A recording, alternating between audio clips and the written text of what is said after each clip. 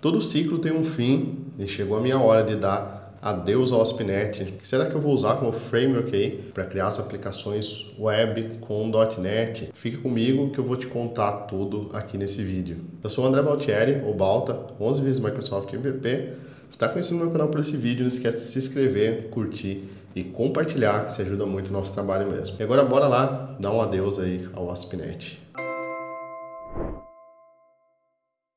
Mas antes de começar, eu quero te convidar para a nossa Masterclass com Blazor e .NET 8, que acontece no dia 23 de novembro, online e ao vivo. Essa Masterclass vai ser muito especial porque ela vai servir de abertura para a nossa Black Friday 2023. Isso mesmo, a gente vai ter mais um ano de Black Friday aqui no Balta, e quem acompanha a gente sabe que a gente não faz promoções durante o ano, então essa é a única oportunidade que você tem para comprar nossos cursos com desconto. E não vem achando que é Black Fraud, não, que é Black Friday mesmo, os descontos são realmente bons e por conta disso eles são extremamente limitados. Então já clica aqui no link na descrição do vídeo, garante sua presença na live e seus descontos na Black Friday. As primeiras e melhores promoções vão para quem está cadastrado. Bom pessoal, depois desse merchan de Blazor que eu fiz aí previamente, acho que eu já expliquei muita coisa sobre esse vídeo, mas eu vou colocar todos os pontos aqui do adeus ao ASP.NET. Então fica comigo, ouve minha explicação até o final, que eu tenho certeza que você vai concordar comigo. Bom pessoal, tudo começou lá em meados de 2000, quando a gente teve o lançamento do C#,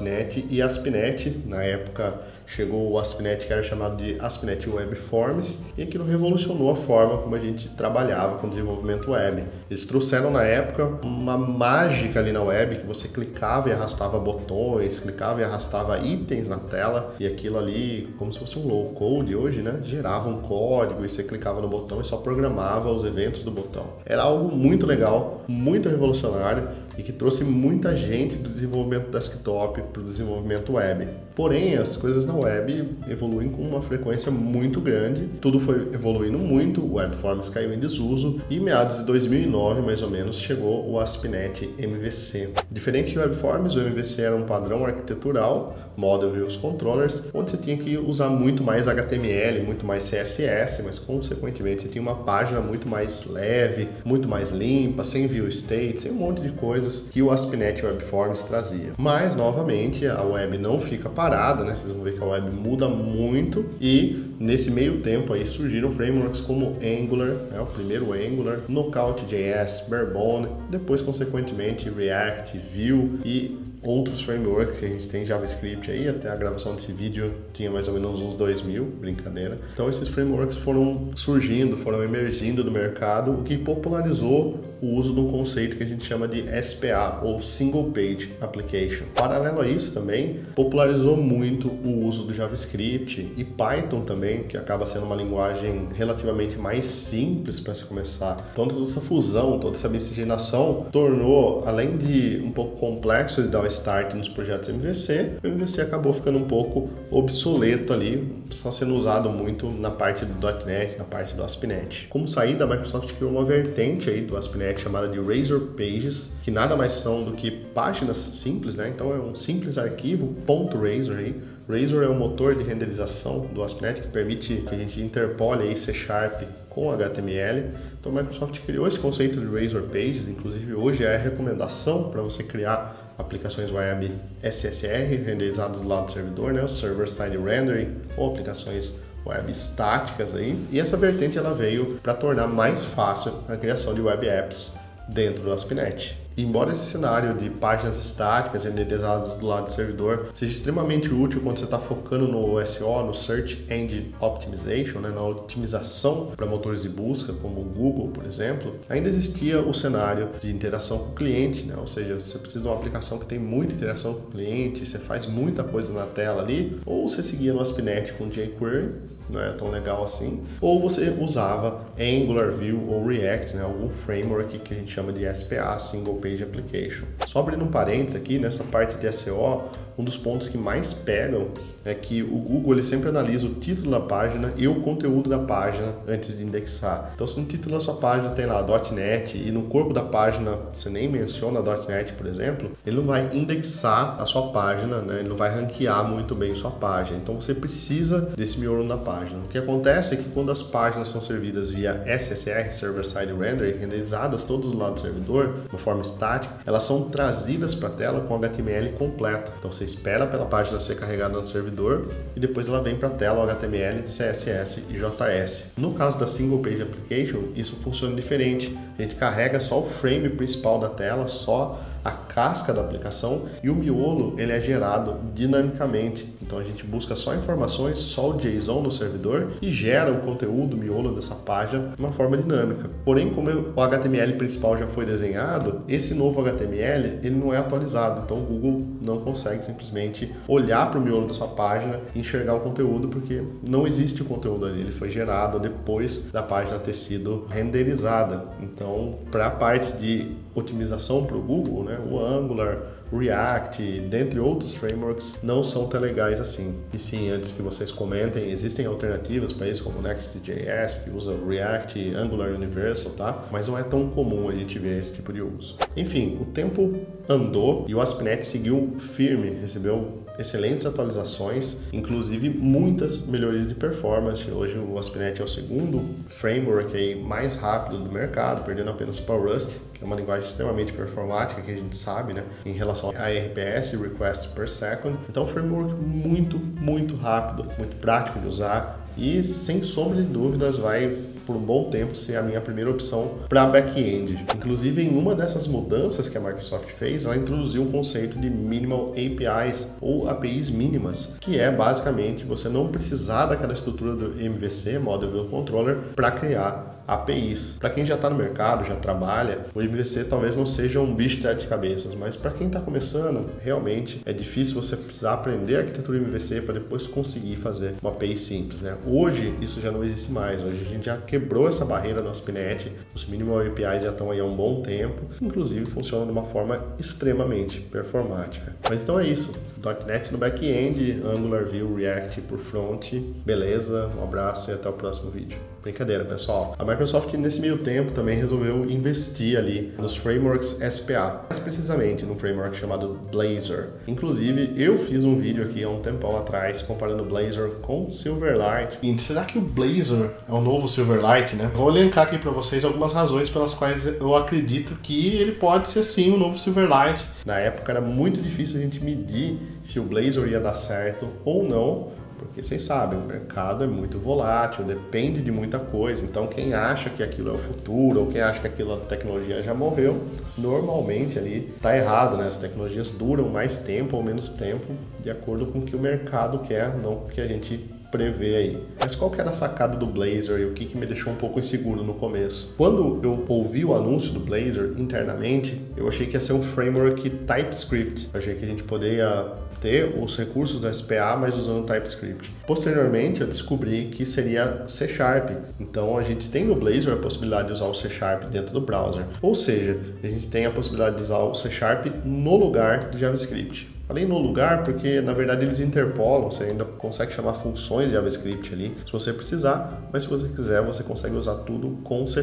Essa versão inicial do Blazor chamava Blazor Server e ela rodava direto no servidor. O seu front-end fica conectado com o seu servidor e a cada interação do componente aqui, ele mandava um sinal para o servidor que processava essa informação em C# e retornava essa informação para a tela. Então, era uma engenhosidade legal, ele ficava conectado através de um WebSocket, que no caso da Microsoft tem uma implementação do WebSocket chamada SignAware, então o Blazor Server usa isso, mas ele deixava a tela conectada com um back-end, e aí você conseguia ter a segurança do seu código rodando no servidor, né? Então, não tem nada no cliente, você não expõe connection string nem nada, conseguia ter ali o server-side, né, renderizando do lado do servidor de uma forma muito rápida e ainda conseguia ter a interação, né, você conseguia interagir nos componentes aqui, ter componentes interativos no seu front-end que automaticamente ali eram refletidos no servidor e atualizava, né, tudo em tempo real ali muito bacana. Embora essa ideia do Blazor seja fantástica, tinha um pequeno problema. Você tinha que ficar conectado aí ao servidor. Você não estava rodando localmente os componentes, igual faz o Angular, React, Vue e outros frameworks JS. Inclusive, a performance rodando local, com certeza, vai ser melhor do que a performance rodando client-server, porque você não depende de conexão, de rede, nem nada. Nessa época, eu confesso que eu nem dava muita bola para o Blazor, até sair uma versão do Blazor chamada de Blazor WebAssembly. Como eu já comentei em N eventos que eu participei, isso desde lá do ASP.NET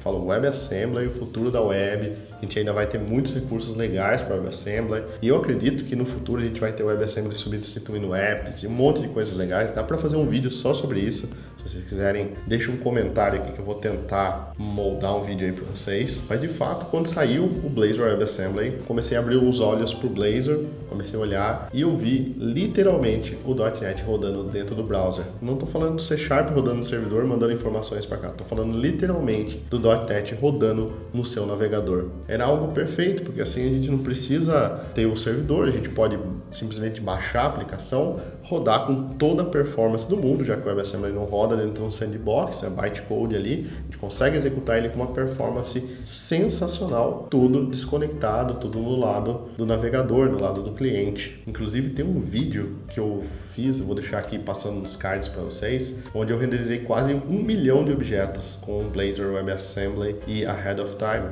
tipo de compilação aí que vem presente desde o .NET 6 para Blazor, tá? Vale muito a pena dar uma olhada, é um negócio assustador. Ele é muito performático mesmo. Mas como nem tudo são flores, tem seus defeitos também, e no caso do Blazor WebAssembly, você precisa do .NET para executar o .NET dentro do seu browser. Então, basicamente, você precisa baixar um runtime do .NET, o que torna a primeira execução do app bem lento, já que você precisa fazer o download ali de 26 megas, basicamente, ali do runtime do .NET, tá? Não lembro real quanto é, mas por volta disso aí, você precisava baixar todo esse pacote para depois começar a executar a sua aplicação. Isso foi se otimizando, né? E vem sendo otimizado com o tempo, né? Hoje no .NET 8 aí tem bem mais recursos, as apps estão bem mais leves do que isso que eu estou falando, mas ainda assim você precisa de recursos para executar o seu app local, o que torna o primeiro carregamento mais demorado. Depois disso é só performance, mas o primeiro loading ali realmente é um pouco demorado. E aí, quando a gente simplesmente achava que ia seguir ali Blazor Server, Blazor WASM, cada um no seu caminho, sendo otimizados, a Microsoft anunciou um projeto que particularmente me deixou muito empolgado. Foi um projeto que eu fiz vídeo aqui no Day Zero, né? No primeiro dia que eu vi ali, eu trouxe um React para vocês aqui no canal. É um projeto do Steven Sanderson, do criador do Blazor, e chamava Blazor United. E só para vocês terem noção do quão sensacional esse projeto, ele não só une a frente aí do Blazor Server com Blazor WASM, traz a possibilidade de usar os dois, como ele também traz a parte do SSR, que o ASP.NET já faz, e um modo alto aí que eu vou contar para vocês que é sensacional. A solução que eles pensaram para esse novo projeto do Blazor foi simples, mas foi completamente genial. Todo componente ou página que é servido ali no Blazor, que você cria no Blazor, né, nesse projeto novo Blazor, ele basicamente renderiza do lado do servidor. Então ele não vai usar nada interativo no componente, ele simplesmente renderiza e manda o HTML para a tela, que é o comportamento padrão que a gente tem no ASP.NET Razor Pages aí. Então só nesse simples detalhe a gente já podia trocar o ASP.NET Razor Pages aí pelo Blazor. Mas aí que vem a parte legal. Se você colocar um atributo chamado Render Mode no seu componente ou na sua página, você pode trocar o modo de renderização desse componente ou dessa página e tornar ele interativo. Então você pode, em um determinado componente da sua página, falar, olha, esse componente aqui, ele vai ser renderizado de uma forma interativa no servidor. Então eu vou poder ter aquela comunicação do Blazor Server que eu comentei com vocês via WebSocket, executar um código C# no meu servidor e trazer o binário, né, só os dados, o stream de dados aí para a tela de uma forma totalmente interativa. Então, mesmo tendo essa possibilidade de renderizar a página estática ali, servir o SO, eu ainda consigo ter componentes interativos mesclados no meio dessa página. Então, nesse ponto, a gente já consegue unir o que é bom do SSR e o que é bom do SPA. Mas não é só isso. Ligando agora, você recebe... Brincadeira. Mas não é só isso mesmo, né? Eles adicionaram também a possibilidade da gente renderizar esses componentes que eu falei para vocês com interatividade, mas usando o WebAssembly. Então, olha que sacada genial. Também através de um atributo, Render Mode, se você colocar que você quer ele de uma forma interativa usando o WebAssembly, você consegue dizer que aquele componentezinho ali da página, ou uma página toda, ela vai ser renderizada no cliente, né? Com o WebAssembly, com toda a performance possível. Então, vamos supor que você tem uma página ali que tem conteúdo que precisa ser indexado pelo Google, você precisa de SEO, você quer gerar aquela página, mas você tem um componente ali pequenininho que precisa de uma performance, executar um cálculo, algo mais complexo, que você quer toda a performance do mundo. Um painelzinho para tratamento de imagem ali dentro do seu site, você consegue executar só esse painelzinho com Blazor WASM, com Blazor WebAssembly. E nota que todo esse tempo eu estou falando sobre páginas e componentes. Isso porque ele é tão refinado que ele permite que você fale que você quer uma página WebAssembly, uma página SSR ou só um componente. Se você quiser criar um botão e falar, cara, quero que esse botão seja renderizado utilizando o WebAssembly, isso é possível. Então, eu não sei para vocês, mas para mim isso é totalmente mind blow, assim, é um negócio fantástico, é uma interação incrível que eu acredito que nenhum outro framework web tem. E aí quando você acha que acabou, ainda tem a cereja do bolo. Existe um modo no Blazor que é o modo chamado de alto. Porque até agora a gente uniu esses três projetos. Então eu tenho essa capacidade de usar o Blazor Server, tenho a capacidade de usar o Blazor WASM, mas os problemas são os mesmos que eu comentei anteriormente. Se você usar o Blazor Server, você precisa ficar conectado. Se você usar o Blazor WASM, você precisa do runtime do .NET. O que eles fizeram para resolver isso? Eles criaram um modo chamado de alto. Nesse modo alto, você coloca o componente e fala, olha, se vira para renderizar esse componente aí. E o que o Blazor vai fazer? Na primeira vez que o usuário acessar esse componente, ele vai utilizar o Blazor Server, tá? Vai criar uma conexão porque o Blazor Server é o que entrega mais rápido inicialmente. Mas em segundo plano, ele começa a fazer o download do .NET. Então ele começa a fazer o download do runtime do .NET. A partir daí, na segunda, terceira vez que o usuário acessar aquele componente e que ele já tiver o runtime do .NET instalado, ele passa a renderizar aquele componente utilizando o WebAssembly, né? Que tem uma performance muito maior. Então assim, é uma sacada genial que acaba resolvendo todos os nossos problemas, que ele mescla o melhor dos dois mundos. Então isso para mim é incrível, isso para mim é fantástico, absurdo e na minha concepção é um game changer pro Blazor aí. Eu acho que é uma oportunidade única que a gente tem de colocar o Blazor para competir com outros frameworks grandes do mercado. Lá no começo o Blazor era uma tecnologia nova, que não dava tanto apoio assim pra gente, depois foi crescendo o número de usuários, o número de materiais e agora ele está crescendo muito em performance e funcionalidades, o que coloca ele lado a lado aí com outros frameworks e com certeza é a minha escolha aí para 2023, 2024 para criar aplicações web.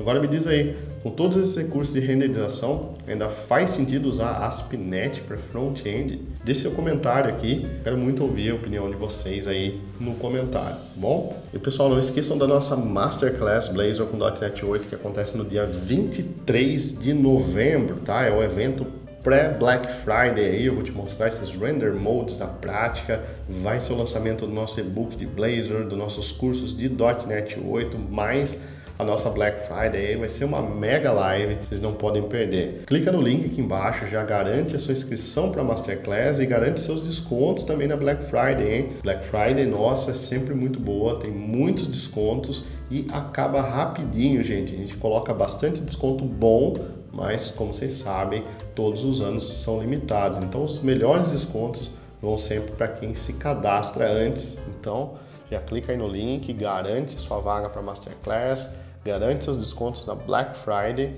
Um abraço e até o próximo vídeo.